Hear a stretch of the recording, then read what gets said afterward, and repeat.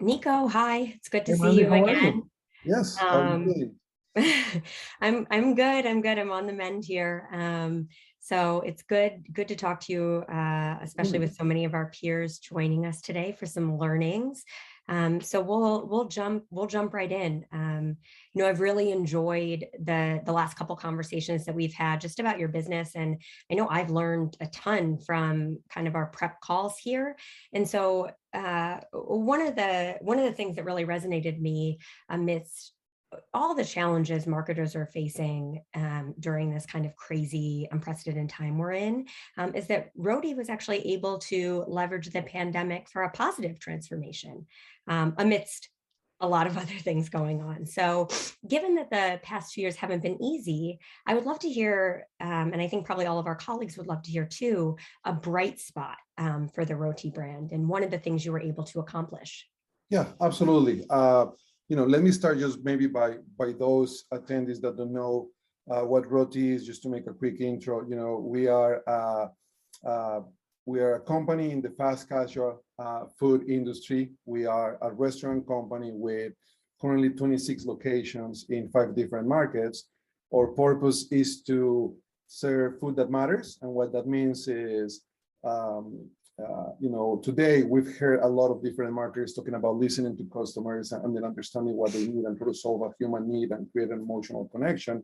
And for us, food that matters means we want to change the way America eats and the way we relate to food. We were told that we need to compromise between something that is good for you and something that feels good. And we believe that food, when it's made, the right way, should feel as good as it tastes and should taste as good as it feels. So there is no compromise between something healthy or wholesome and something delicious. With that said, it's definitely been quite a ride in the last couple of years since I joined the brand. With the pandemic hitting, and we decided as a leadership team, and I decided just to take a different approach. Of course, it was rough. We had 42 locations. We went down to all the way to 9 locations. But trying to see the glass half full, we also identified that it was the best opportunity for us to make some drastic changes in our organization that in the volume of 42 restaurants would have taken maybe months. We could have taken weeks to make changes in 9 restaurants and use those as pilots to spread those changes. So we created what we branded that campaign internally. Is the shirt that I'm wearing today. It's our logo with an R, and it's almost like a graffiti because it was called the Roti Revolution. And we're like, okay, this is the opportunity for us to create drastic change. And we definitely went deep on this. So we rebranded the restaurant, everything from color, redefinition of purpose, brand story. We created new uniforms, new look and feel for each one of the locations and for the brand, the way we train our people, the way we hire people. We changed our food.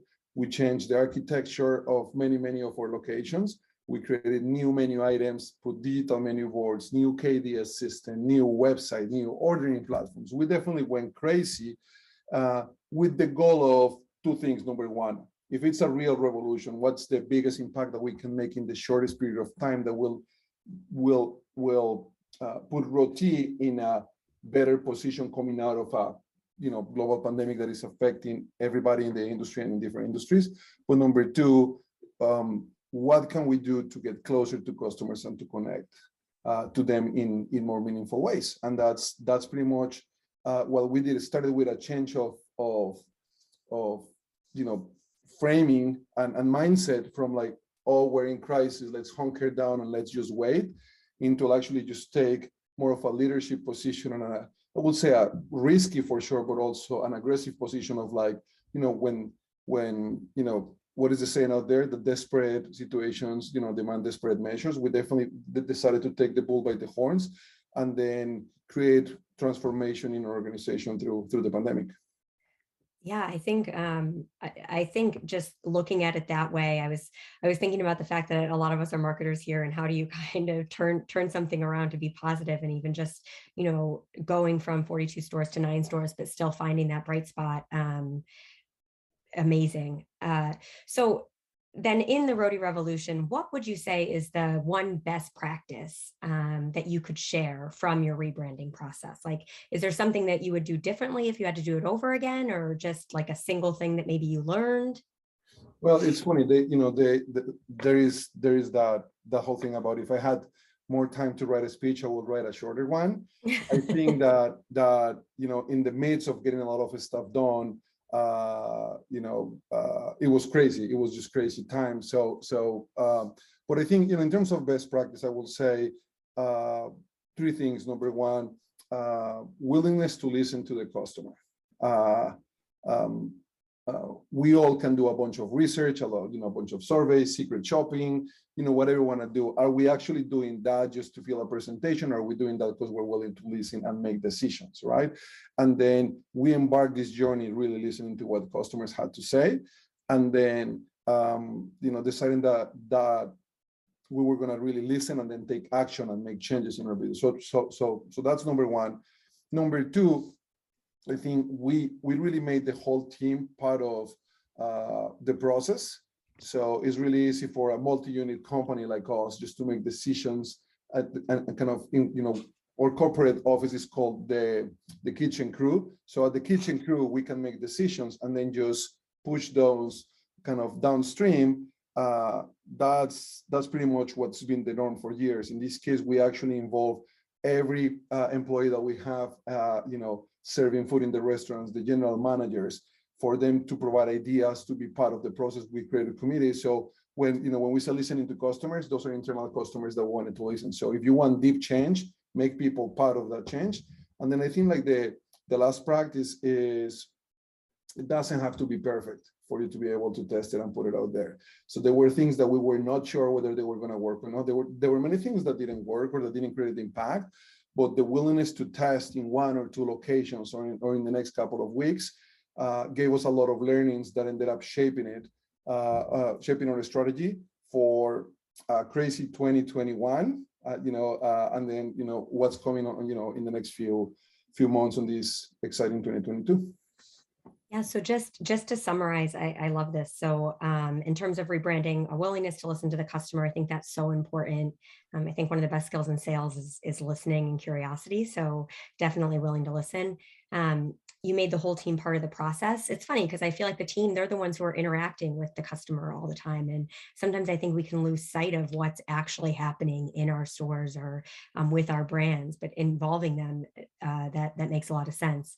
And then finally, getting something out there so it doesn't need to be perfect. So I think three good things. Sounds like you had a real opportunity to test in a limited number of stores and with limited capacity, and then being able to roll that out to the bigger brand.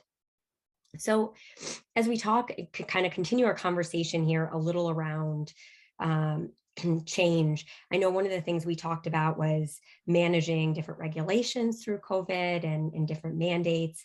I know at Yelp, when all of this came down, as a directory that for local businesses and that gives consumers a chance to interact with local businesses, we had to quickly adapt and create a lot of new tools to inform consumers about the ever-changing, COVID policies at each business. So for you at Roti, how are you managing all of these new regulations and mandates across multiple cities, counties, states? How are you dealing with that? Yeah, that's a great question. And you and I talked a little bit before about this, and I think that I have two answers to that question. Like the first one is I will say the less polemic answer. We created, we have a social media team and we have a quick response team and a customer service team that are already used to change on things through the pandemic, not only because of regulations, but because of supply chain issues, because of pricing issues, availability issues. We had to be able to communicate to customers and to communicate to our stores across different markets about product availability or changes that we had to make through the pandemic. So the chain of communication was already built, thank goodness, for us to be able to let people know what's going on. So that's one side of it. The other one is we just want to try to be as nimble as possible, because these regulations are not just, just like the CDC guidelines and everything else. It's just changing every week. And, as parents, as neighbors, as citizens, we're all trying to process this, and also trying to figure out what's the side of that for the companies that we work for, and it's not an easy landscape to navigate. So staying nimble, make sure that we go back to the data, make sure that we go back to the actual, that we're keeping our ears open, but go actual, and review the actual regulations and understand, because we learn some things through this process. There is certain regulations that are being put out there that have a blanket approach, let's say to an industry, hey, restaurants, you have to do this. And if you just watch the news, you're only going to get that blanket. And then certainly there is difference for what happens when you are a takeout restaurant only, what happens when people are ordering delivery, or they're actually dining in with you, or whether they're in a full service restaurant and fast casual restaurants. So like for us, one of the things that we adapt is, right now in Chicago, there is proof of vaccination is one of the mandates. In Chicago, if you want to dine in and spend time inside one of the establishments, you need to show your proof of vaccination. We know that, especially through the pandemic, more than 1/3 of our customers, they just want to come into the line, get their food, pick it up, and go eat it at home, or eat it at their office, or eat it outside of the restaurant. Those customers do not need to show proof of vaccination because they're not spending more than 10 minutes in our restaurant. It's actually like on the mandate. So everybody's welcome in the restaurant. In the moment they're going to pay, we're going to ask them, are you staying in with us or not? And then we ask for the proof of vaccination. So we've seen other restaurants that maybe don't have the resources to look into the regulations, closing their doors, or closing their doors to customers where maybe they didn't have to. So as a best practice for others in the industry, make sure that you read all the tiny fonts and the tiny text in the regulation. The second part of this, very quick, is I think it's an unfortunate time, not only for industry, but many industries, where I think these mandates are putting businesses in a very uncomfortable place. And I'll give you just two examples, and then we can move on. But one of them is the regulations are not necessarily well explained. What applies or doesn't apply to you is not necessarily easy to understand. So business owners, whether you have one restaurant or whether you have 50, are left to do a lot of digging to find exactly what things mean. But the second one is, in this case in Chicago, for instance, there is a vaccine mandate, but there is also a testing mandate for your employees, depending whether they have been vaccinated or not. I think it has the right intention, which is to get as many people vaccinated as you can, but it stops right there. So like if we have to test our employees, because many of them will have cultural, they will have religious reasons not to get vaccinated, some of them, the cost of testing those employees is 100% responsibility of the restaurant. So right now we have to test hundreds of employees across different locations, of course, because we want to do the right thing to follow the law, to keep our employees safe and keep our customers safe.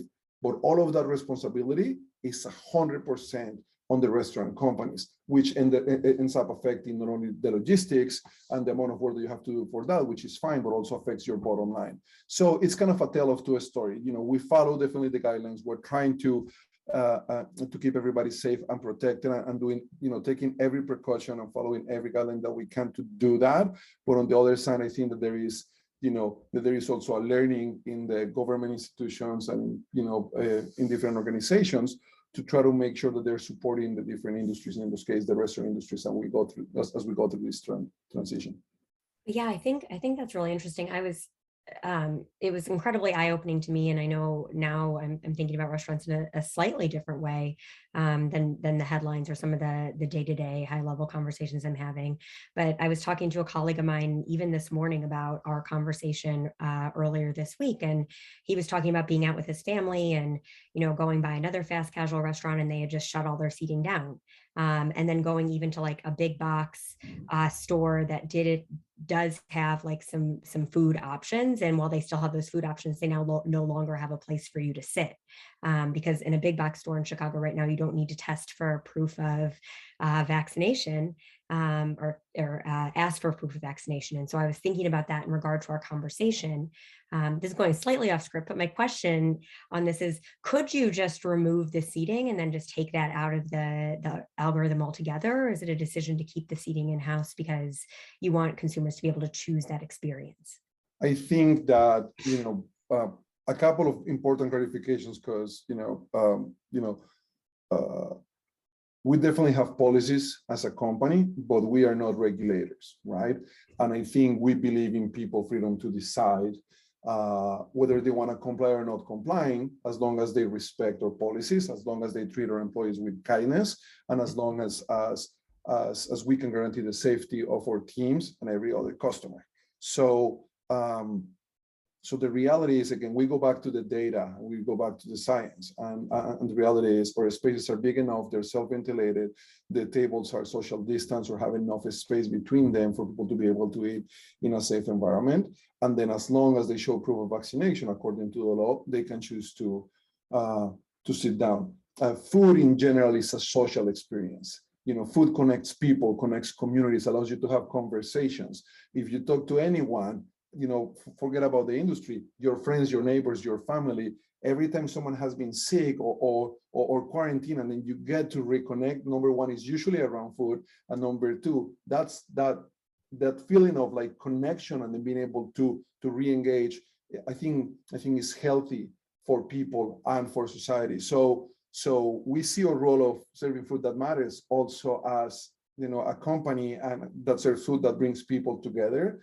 And for us, the last thing we want to do for our teams or for our consumers is make the decision of closing the dining rooms if we don't have to. Again, we leave the choice for the customer, but we also see the smiles in the faces and the connections of families that come and eat in our restaurants or people that are in our restaurant. I think that's an important human experience. But if you decide that you don't want to engage with that, we also through this have enabled curbside pickup windows. We have delivery across all of the third-party platforms and Roti.com and the Roti app. And we just give you pretty much the option of engaging with us in like on your terms, however you feel that you have to do that, right? Great.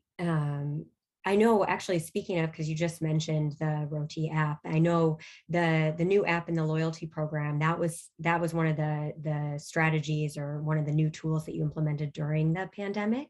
So do you want to tell us a little bit more about that? Yeah, so I appreciate like the cue to talk about us, maybe a little bit more selfish, but food is being, like, the restaurant industry is being heavily affected through the pandemic, but food has a lot of energy going for it, from people cooking at home, from like more people looking at different spices for them to cook on, trying new flavors. Our heritage comes from the Mediterranean, not only in terms of like being one of the greatest diets in the world, but also because the flavor is incredible. So one of the things that we wanted to do is to make it really easy for people to just come and get their fix of roti, no matter what their situation is. So we did a couple of things through the pandemic. Number one, we relaunched Roti.com last year, and then we made it really easy for people to understand our food, save their favorites, order in just a few clicks, and get their stuff delivered. There is some benefits of buying directly from us, which is you don't have to pay all of the obnoxious additional fees on of the third parties, or you can order in the third parties if it's just easy for you to get it that way. But that wasn't enough. We also, I'm happy to announce that next week we are launching our brand new app and loyalty program, and that is again in our mission to get people to eat better.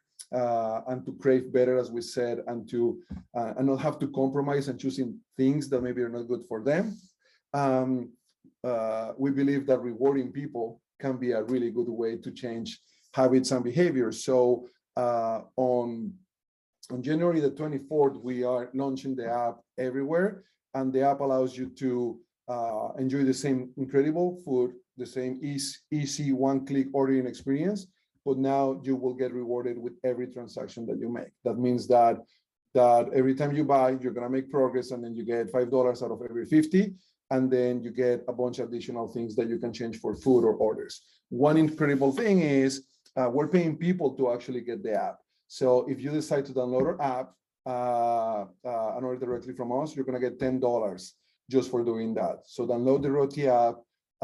This will be the last part of this ad. Download the Roti app, go to the App Store, whatever you use, download it, register, and then you'll get $10 for your first Roti purchase. That's great. Looks like I've jumped the gun there a little bit on the app, but at least I teed up the public service announcement on it. Absolutely, absolutely. I always appreciate a good opportunity to put my promotional hat on.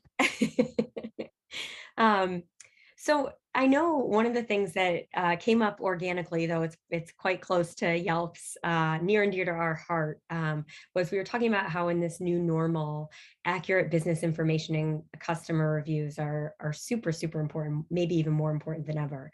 And Yelp works really hard to feature content that reflects real experiences. So some things people may or may not know, businesses aren't permitted to solicit for reviews on Yelp.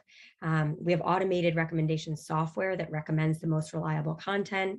And we also have a bunch of teams and policies in place to protect our community of consumers, as well as our community of businesses from misinformation. And I know a little bit in our conversation, we were talking about how Roti and you, based on some of your previous experience, respond to consumer reviews. So do you want to give us your POV on that? Yeah. Maybe some takeaways? So this is another, shift of mindset for us.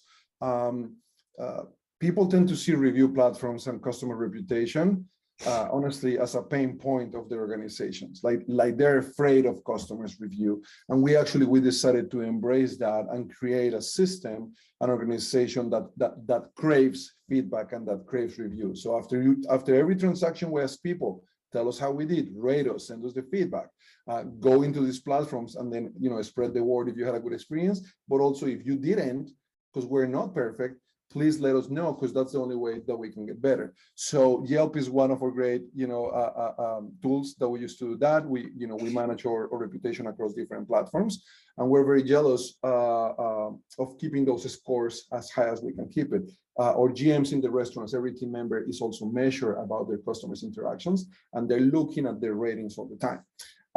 It's really hard right now to keep tabs of a lot of those things. Number one, because changes in regulation, changes in hours, changing in restrictions or whatever, has forced the restaurants to shift hours very quick. So these platforms are actually a great way to communicate to people. So when they're looking where to eat, they can see not only is good, is bad pictures, but they can see, is it open, is it not open, what are the hours?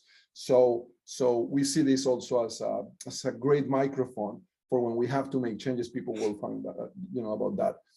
And then things that are positive is we want to see more of the efforts like Yelp's about monitoring truthful information being in place to protect the restaurant. So an example of that is when the mandates were about to take effect in Chicago. Actually, was the night before they took effect in Chicago.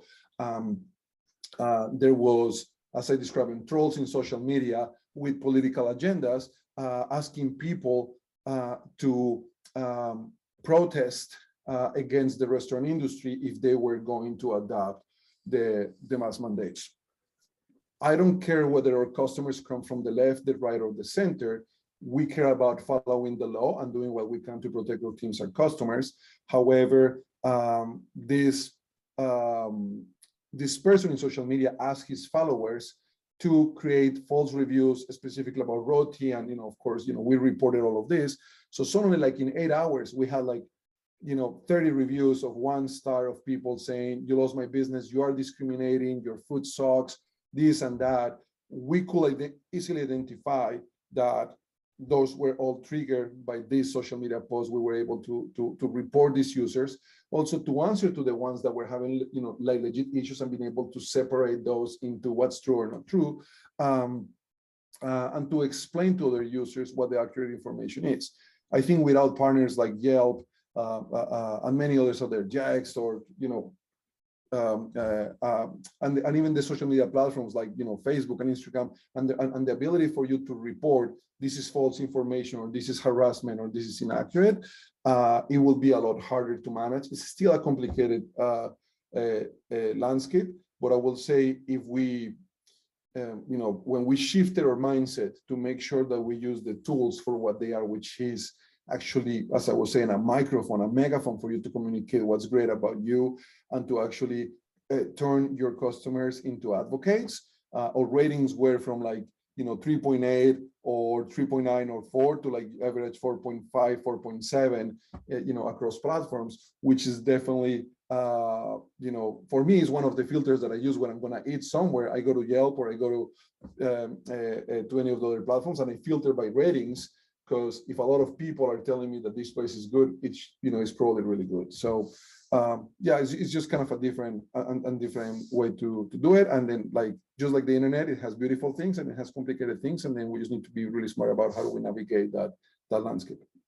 Yeah, thank you for sharing that experience. And I think I appreciate the fact that Roti looks at the reviews, like takes maybe some of it under consideration, but also recognizes when something might be a troll or someone just out for their own good. And what I had mentioned to you, and completely church and state at Yelp between sales and the consumer review piece, but on our website you can see information about what we do when we do notice like people heavily hitting a page with reviews, and how we put up a consumer alert for things like that. So all more information you can find on Yelp. Yeah, I think really important for everybody as you're dealing with trolls or whatever, make sure that you report them and they use the tools that the platforms have for you to do that. You're not only going to do that for the benefit of your own business, doesn't matter what industry you're on, but you're also cleaning up that database and flagging those trolls and users so they cannot do the same thing to other businesses. So I think if we're all kind of like doing that, I think we make these platforms better, and then we protect our businesses and the industries from these types of agendas that have nothing to do with the work that we try to do every day. Yeah, nothing to do with good Mediterranean food. Absolutely nothing to do. So last question is just a little bit about trends. So our data science team recently put out a trend forecast. And part of that 2022 food trends forecast was two things we were seeing. So, every month we have hundreds of millions of searches. So one thing we saw was that year over year, an increase, 74% increase in good for late night in regards to food. And then we also saw a 325% year over year increase in terms of searching for ghost kitchens, which is kind of an interesting thing considering those aren't actually locations. But just curious, I know we talked a little bit about ghost kitchens. How are you seeing those trends in your business, and how are you reacting to them? Absolutely. So, when I said that food is having this momentum, it has to do a lot with this. I think there is more tools for people to tell us what they want, and then there is a lot of companies just like us going out there and trying to figure out how do we solve those customer needs. So we have been in conversation with different ghost kitchens, and then we're also doing experiments where we treat our own kitchens as ghost kitchens or dark kitchens. And there is many advantages of that. Number one, it allows us to understand trade areas or a new market for expansion without having to make an investment of a full restaurant build. We can go put our food available, understand consumer feedback. Even as a marketing research tool, it's a lot easier to get insights with the use of ghost kitchens or ghost kitchen partners. The second one is it gives you leverage for things like late night. So for us, one of the things that we're going to embark this year is when the restaurant closes to the customer, that doesn't mean that the kitchen has to close. So there is a few pilots that we're thinking about where we can keep the food available for people to order digitally, whether it's pick up or delivery, with the dining room closed, and then just our teams working, making the food in the back of the restaurant.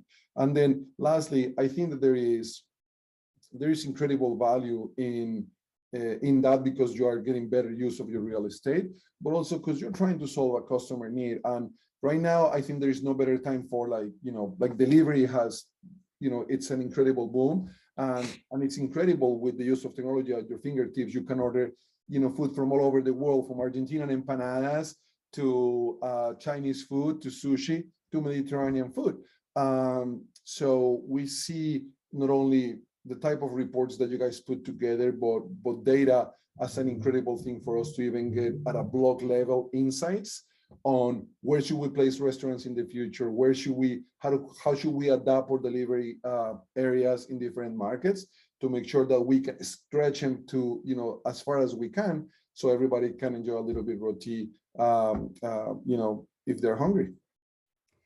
Yeah, actually, that just prompted another question. We still have a couple minutes. So Sure. you had mentioned using even the ghost kitchens to identify potential real estate, and then you kind of just touched on that again. So has what's happened, I know previously you were always in more major metropolitan areas, maybe catering to more of a workplace crew that was, running out to grab lunch. Like, how has the pandemic shifted what you're looking at now when you're considering those type of decisions? Well, so Roti traditionally has operated in 3 different types of real estate. We have a lot of locations that many people watching us today have enjoyed in the, what we call central business district areas, CBD areas of the major cities that we operate in: downtown Chicago, downtown Manhattan, downtown Minneapolis, Dallas, and Washington D.C. And the crew, the traditional crew that has come to our restaurants in those areas is people, at work. There's definitely people in meetings that cater for, and we have an incredible catering program. And then, a few people that live in downtown the cities. We also operate in urban and suburban areas, which is more around neighborhoods, where, is more families and people going for lunch or dinner in those areas. And then we have like pure suburban locations in suburban America where we also have restaurants. Through the pandemic, well, there is no secret, there is a lot of empty downtowns because people are not back in the office. Companies are trying to figure out come back to work dates, and they keep on delaying them every time we get a new variant or whatnot. Certain companies have decided to jump into a hybrid model. So that's changing a little bit of the composition of what we do. And what we've seen is so far a little bit of a shift between the downtown crowd into the urban and suburban crowd. So I think this is true for many restaurants. We still have a strong business in CBD locations, but we have an incredible booming business in the suburbs where we are, beating week by week sales record over 2019 numbers. So as this year progresses, hopefully peaks of Omicron and other things starts to decline, and then we go back to what the new normal is going to be. We definitely see residential and suburban locations as an incredible opportunity for expansion for us. And then, we have plans to open a few additional locations this year and next year. So excited to bring more Mediterranean food that is incredible for you to every corner of America. Yeah, hopefully, I'm hoping for one in some of the northern Chicago neighborhoods soon. Absolutely.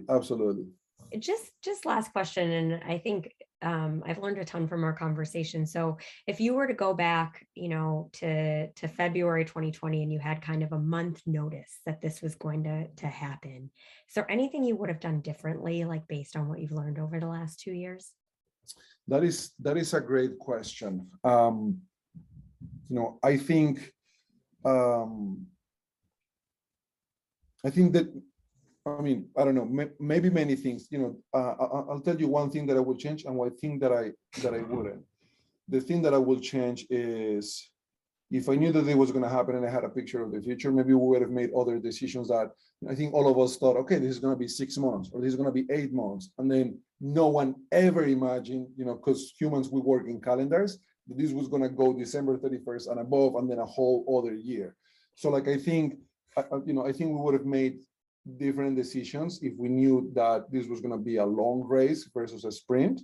Something that I would have never changed is, because I think it was the right approach. We made really hard decisions when the pandemic hit, where we had to furlough a bunch of people. And then from that day where we had to furlough people and close, the majority of our restaurants, to hunker down to 9 restaurants, our purpose and our mission and part of the Roti Revolution was always about getting people back to work and reopen the doors of our restaurants to feed customers, but most importantly, or at the same time, to bring our employees back to work, because we know that they needed the jobs. We know that they wanted to work. They love our brand, and they did nothing that caused for them to lose their jobs.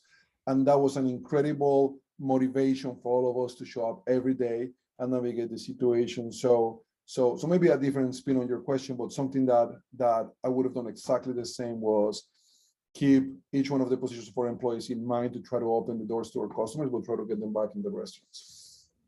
Yeah, I think that that's great. I think that that's motivating, and also liked what you said about when we went into this. I remember thinking as we left the office in March 2020 that we would be back in like 2 weeks. And now, our company's gone completely remote. So I think looking at this more as a marathon than a sprint, definitely probably would have been some good foresight for all of us. Well, thank you so much, Nico. I've really enjoyed getting to know you through this process, and hopefully everyone was able to learn from some of your experiences over the last couple of years. Yeah, I don't know about that, but this was super fun, and then as we continue to navigate through this, let's make sure that we stay positive, and that if people take anything, we try to give a different spin on reality. Thank you so much for Brand Innovators for bringing us together, and then Sydney, you're a trooper for managing this whole group of 50 people throughout the day.